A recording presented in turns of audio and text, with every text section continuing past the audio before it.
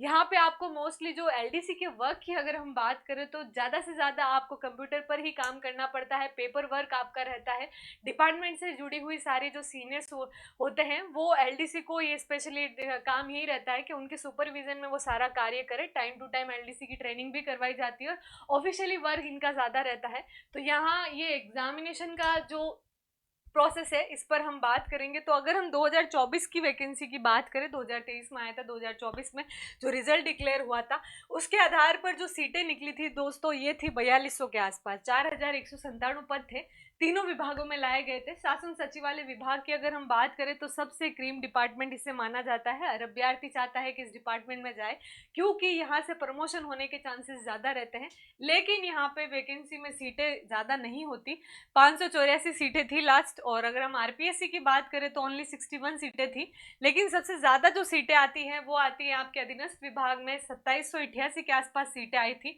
तो इसी आधार पर टोटल जो गैर अनुसूचित और अनुसूचित क्षेत्र की मिलाकर सीटों की बात करें तो 4197 के आसपास ये सीटें थी। तो इस बार भी कयास लगाए जा रहे हैं कि 2026 एलडीसी की जो वैकेंसी रहेगी उसमें लगभग आपको 4 से 5 हजार पद देखने को मिल सकते हैं।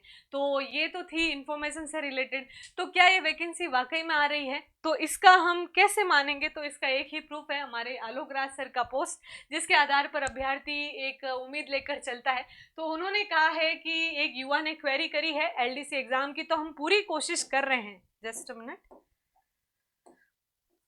उनका कहना है कि हम पूरी कोशिश कर रहे हैं कि एलडीसी की जो भर्ती है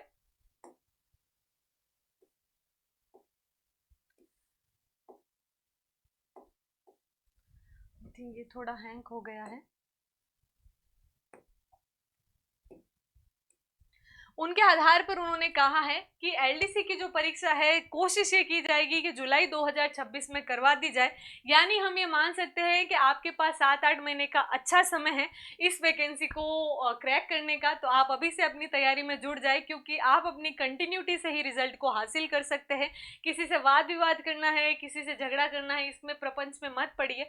आप जिसकी तैयारी कर रहे हैं, और मोस्टली अगर हम राजस्थान के सिलेबस की बात करें गाइस तो सारे एग्जामिनेशन में सिमिलर सिलेबस पैटर्न होता है आपका। Rajasthan GK, Hindi, English, math, general science, ये टॉपिक कहीं ना कहीं आते ही हैं। तो आप काफी टाइम से जो बच्चे तैयारी कर रहे हैं और जॉब तैयारी में लगे हुए हैं तो ऑब्वियसली से है कि बेसिक्स अगर आपकी क्लियर रहती है तो 90% चीजें आपके लिए थोड़ी आसान हो जाती हैं।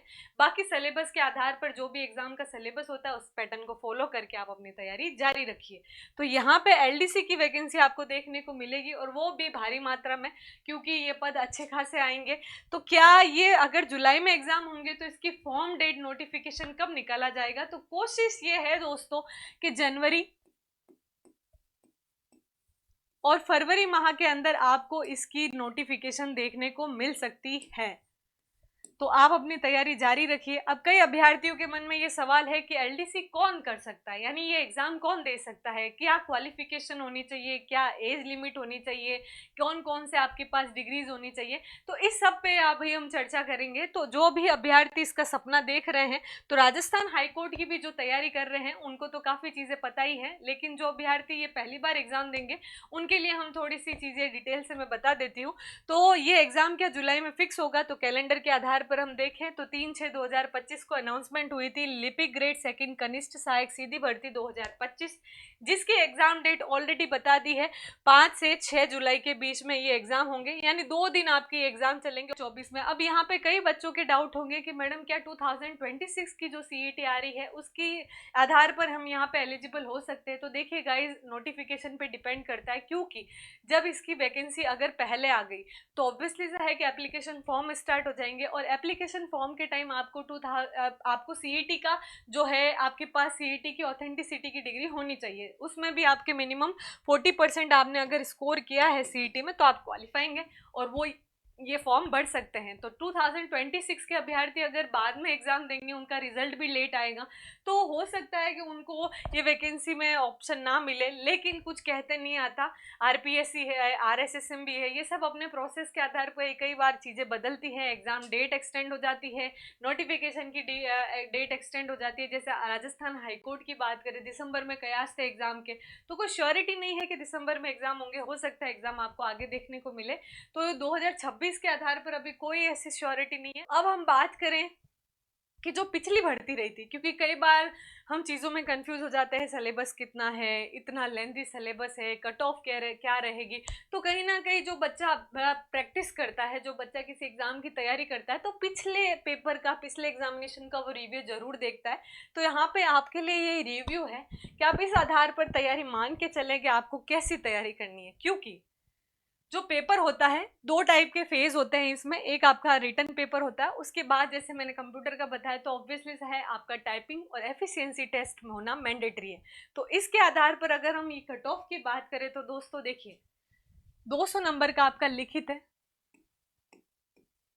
और ये जो कट ऑफ दिख रही है आपको 2024 की है। आप कंफ्यूज मत होइएगा, जो वैकेंसी लास्ट हुई थी सबऑर्डिनेट बोर्ड ने जो करवाई थी उसकी ये कट ऑफ है। तो 200 नंबर का जो लिखित पेपर है, इस लिखित की अगर हम कट ऑफ की बात करें तो जनरल की यहाँ पे कट ऑफ गई थी गाइस 142, ओबीसी की कट ऑफ रही थी 138, और एससी की जो कट ऑफ रही थी वो 118, यानी 50% के आसपास कट ऑफ रही थी। और दूसरे जो एक्स सर्विसेज से रिलेटेड की बात करें तो यहाँ पे 73 और 97 कट ऑफ गई थी। तो यहाँ पे एससी की कट ऑफ 118 गई है, एसटी की 110 गई है। तो यहाँ पे 200 पे कट ऑफ तो खासी अच्छी गई है, 70% एवरेज हम मान के चल सकते हैं कि जनरल की और ओबीसी की कट ऑफ इसके लगभग आसपास ही रहेगी। और जो बच्चे जिन्होंने ये कट ऑफ क्लियर करी है वो सेकंड फेज में गए हैं। सेकंड फेज क्या? सेकंड फेज आपका टाइपिंग टेस्ट, सेकंड फेज आपका एफिशिएंसी टेस्ट। तो 200 नंबर का ये स्कोर जो है, अब इसको हम थोड़ा सा डिटेल से समझेंगे कि आखिर ये 200 नंबर में सिलेबस क्या है। जितनी 2024 की वैकेंसी है उसके आधार पर हम बात कर रहे हैं, हो सकता है न्यू नोटिफिकेशन में आपको इसमें कुछ बदलाव देखने को मिले। 200 अंक का आपका लिखित पेपर है, और ये 200 अंक जो है वो आपके दो पेपर में डिवाइड है, पेपर फर्स्ट और पेपर सेकंड। अभी जिस पर हम चर्चा कर रहे हैं लास्ट वैकेंसी की डिटेल है। फर्स्ट पेपर में है आपका जीके, राजस्थान जीके प्लस आपकी विज्ञान, जिसे आप दैनिक विज्ञान जनरल साइंस कह सकते हैं, और उसी के साथ है आपकी गणित, मैथ्स। अब काफ़ी बच्चों की इनमें अच्छी कमांड है, जो कंपटीशन एग्जाम की तैयारी कर रहे हैं उनको काफ़ी पता होगा इसके सिलेबस के बारे में। अदरवाइज आप सबऑर्डिनेट बोर्ड की जो लास्ट वैकेंसी थी उसका सिलेबस आज ही डाउनलोड कीजिए, उसको एनालाइज कीजिए, और सिलेबस के जो, इतना मत डरिए कि इतना सारा सिलेबस हम कैसे कवर करेंगे, वो छोटे छोटे अभ्यास से ही आप अपने लक्ष्य तक पहुंच सकते हैं। तो आप एक प्रॉपर टाइम टेबल बनाएं, आप अपने सिलेबस के टॉपिक वाइज डिवाइस कीजिए, और जिस ऑथेंटिक बुक से अभी तक आप पढ़ते आए हैं उस पर ट्रस्ट रखिए। किताबों के भ्रम में जाल में मत पड़िए, किसी टीचर के भ्रम जाल में मत पड़िए। जिस पर आपको विश्वास है, पूर्ण विश्वास है, आपने उनकी रणनीति को फॉलो किया, आपको कॉन्फिडेंस है, आप एमसीक्यूज लगा रहे हैं, आप क्वेश्चन पेपर एनालाइज कर रहे हैं, तो आपको समझ आ जाएगा कि आप अभी कहाँ स्टैंड कर रहे हैं 141 की कट ऑफ में।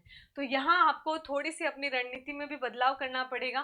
कंपटीशन आसान नहीं है। 9 लाख अभ्यर्थी अगर 2024 की सीईटी पर है, तो हो सकता है अगर आगे अगर वैकेंसी डिले जाती है तो हो सकता है 26 के अभ्यर्थी भी आपको इसमें देखने को मिले। तो अभी सिर्फ अनुमान हम सीईटी 2024 की ले रहे हैं, तो उसके आधार पर भी कंपटीशन काफ़ी तगड़ा है, और इसमें सिलेबस भी एक बहुत लेंथी सिलेबस है। तो आपको जिस जिस टॉपिक पर अच्छी कमांड है उसको बेटर कर दीजिए, बेटर मतलब बेस्ट से भी अच्छा बनाइए। सेकंड, अगर हम बात करें इसमें क्वेश्चंस कितने आएंगे, तो 50 क्वेश्चन आपके जीके के, 50 क्वेश्चन आपके जनरल साइंस के, और उसी के साथ 50 क्वेश्चन आपके गणित के। तो टोटल क्वेश्चन बनते हैं दोस्तों आपको 150।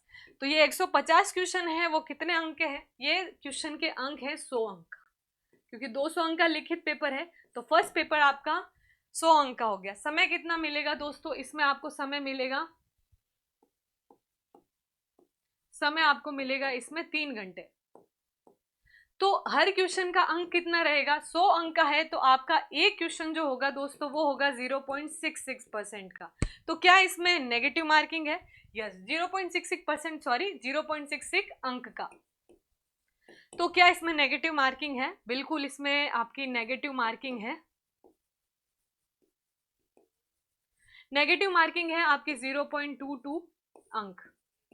तो आपको तुक्केबाजी भी यहाँ नहीं करनी है, जितने क्वेश्चन आपको सटीक तरीके से आ रहे हैं आपको वही अटेम्प्ट करना है। फिर भी अगर आपको लगता है कि इसमें आप और मैदान से ही बाहर हो रहे हैं, क्योंकि 200% में मिनिमम से मिनिमम आपको 40% लाना मैंडेटरी है। 40% आपको अंक लाने ही लाने हैं, यानी 200 का अंक अगर हम करें 40% का तो 80 नंबर आपको लाने जरूरी है। 80 नंबर से आपका ये है कि आप इसमें एग्जाम में बने रहेंगे। फिर आगे कट ऑफ की बात, तो 40% अगर आपके नहीं आ रहे हैं, 80 नंबर आप स्कोर नहीं कर रहे हैं, वहाँ आप फिर अपना जितना एक्सपीरियंस है वहाँ उस पर लगा दीजिएगा, तो वो फिर लास्ट लक फैक्टर हो जाता है। अदरवाइज जिनकी चीज़ें यहाँ से 80 से ऊपर जा रही हैं वो फिर थोड़ा पेशेंस रखें और ढंग से पेपर को अटेम्प्ट करें, नेगेटिव मार्किंग से थोड़ा सा बचें।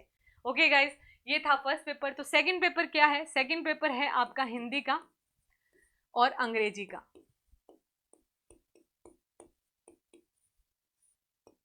अंग्रेजी का तो क्या हिंदी के क्वेश्चन कितने रहेंगे? वही 75, और अंग्रेजी के रहेंगे आपके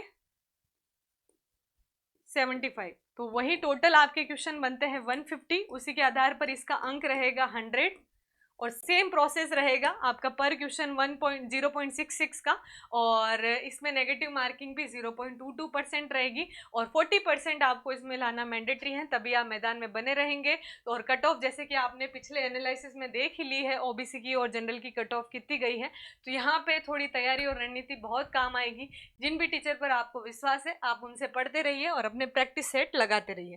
फिर अगर हम बात करें सेकंड पोर्शन की, तो देखिए जो बच्चे इसमें सेलेक्ट हो जाएंगे, जिन्होंने कट ऑफ क्लियर कर ली है, उनको फिर आमंत्रित किया जाएगा सेकंड फेज के लिए। और सेकंड फेज है आपका एफिशिएंसी प्लस आपका टाइपिंग। अब एफिशिएंसी क्यों जरूरी है? क्योंकि आप पेपर वर्क करेंगे तो वहां पे आपको पैराग्राफिंग आनी चाहिए, बेसिक कंप्यूटर का नॉलेज होना चाहिए, इसीलिए कंप्यूटर की डिग्री मैंडेटरी करी है। और उसी के साथ आपकी टाइपिंग हिंदी और अंग्रेजी में अच्छी होनी चाहिए, क्योंकि जनरल हमारी अगर हम कार्य की सरकारी जो लैंग्वेजेस होती है, गवर्नमेंट लैंग्वेजेस हिंदी और इंग्लिश में ही मोस्टली काम होता है, तो यहाँ पे हिंदी और इंग्लिश की टाइपिंग आपको अच्छी आनी चाहिए। उसके आधार पर भी इसका स्कोर भी 100 है। तो टोटल जो फिर रिजल्ट निकलता है वो 300 अंकों का निकलता है। तो आपको बेसिकली इसमें अच्छी एफिशिएंसी लाने के लिए थोड़ी प्रैक्टिस करनी पड़ेगी। ऐसा नहीं आप अभी लग जाएं, डर जाएं, नर्वस हो जाए, बिल्कुल नहीं। आप सिलेबस को पहले एनालाइज कीजिए, उसको अच्छे से कवर अप करिए, क्योंकि सिलेबस में ही अगर आप स्कोर नहीं कर पाएंगे तो आप इस सेकंड फेज तक जा ही नहीं सकते, ये तो ऑब्वियसली सी बात है। तो यहाँ पे टाइपिंग में बहुत सारे नियरेस्ट आपके टाइपिंग सेंटर्स होंगे, वहाँ अच्छे किसी टीचर से कंसल्ट करके आप वहाँ पे ज्वाइनिंग लीजिए, और हिंदी इंग्लिश की डेली टू डेली आधा घंटा, आपके घर में भी अगर कंप्यूटर है, लैपटॉप है, आजकल हर किसी के घर में होता है, तो आप घर से भी प्रैक्टिस कर सकते हैं।